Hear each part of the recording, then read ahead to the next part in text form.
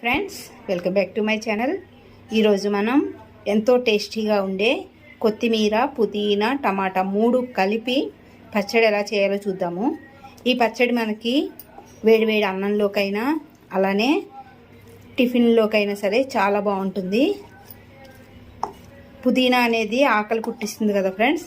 పిల్లలకి వేడివేడి అన్నంలో కానీ టిఫిన్లో కానీ పెడితే పిల్లలు కూడా ఇష్టంగా తింటారు. ఇది ఎలా చేయాలి ఇప్పుడు చూద్దాము. పచ్చిమిర్చి, కొత్తిమీర, పుదీనా, టమాటా ఈ పచ్చడి ఎలా చేయాలో చూద్దాము.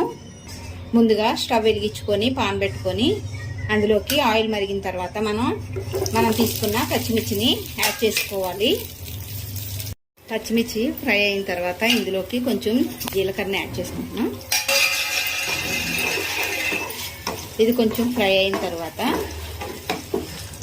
ఇందులోకి మనం ముందుగా తీసుకున్న పుదీనా, కొత్తిమీర రెండింటిని వేసి పచ్చివాసన పోయేంత వరకు మంచిగా ఫ్రై చేసుకోవాలి. కొత్తిమీర, పుదీనా ఫ్రై అయిన తర్వాత ఇందులోకి మనం టమాటా యాడ్ చేసుకోవాలి. యాడ్ చేసుకొని ఇది మంచిగా ఫ్రై అయ్యేంత వరకు కూడా ఇలానే ఉంచుకోవాలి. ఇలా ఒకసారి కలుపుకున్న తర్వాత ఇందులోకి మనం సాల్ట్ని యాడ్ చేసుకోవాలి. ఇలా సాల్ట్ అనేది యాడ్ చేసుకోవడం వల్ల మనకి టమాటా అనేది మంచిగా మగ్గుతుంది, అలానే తొందరగా ఇది మాడిపోకుండా ఉంటుంది. కొత్తిమీర, పుదీనా అనేది కంప్లీట్గా దగ్గరగా అయింది కదా. ఇప్పుడు దీన్ని మనం చల్లార్చుకొని మిక్సీ చేసుకుందాము. అయింది కదా, వీటిని ఇప్పుడు మనం మిక్సీ చేద్దాము. ఇలా మిక్సీ చేసుకున్న తర్వాత ఇది మనం పోపు చేసుకోవాలి. ఇలా పాన్ పెట్టుకొని ఆయిల్ మరిగిన తర్వాత ఇందులోకి మనం పచ్చెనగపప్పు, పోపుకి కావాల్సినవన్నీ కూడా యాడ్ చేసుకోవాలి. ఇప్పుడు ఇందులో కొంచెం కరివేపాకు, పోపు రెడీ అయింది కదా.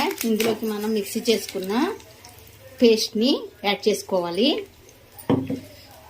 ఇలా పచ్చడి యాడ్ చేసుకున్న తర్వాత మనం ఇది మొత్తం మంచిగా ఆయిల్ సెపరేట్ అయ్యేంత వరకు వేయించుకుంటే 2-3 డేస్ అయినా సరే మనం ఫ్రిడ్జ్లో పెట్టుకోకపోయినా అలానే ఉంటుంది.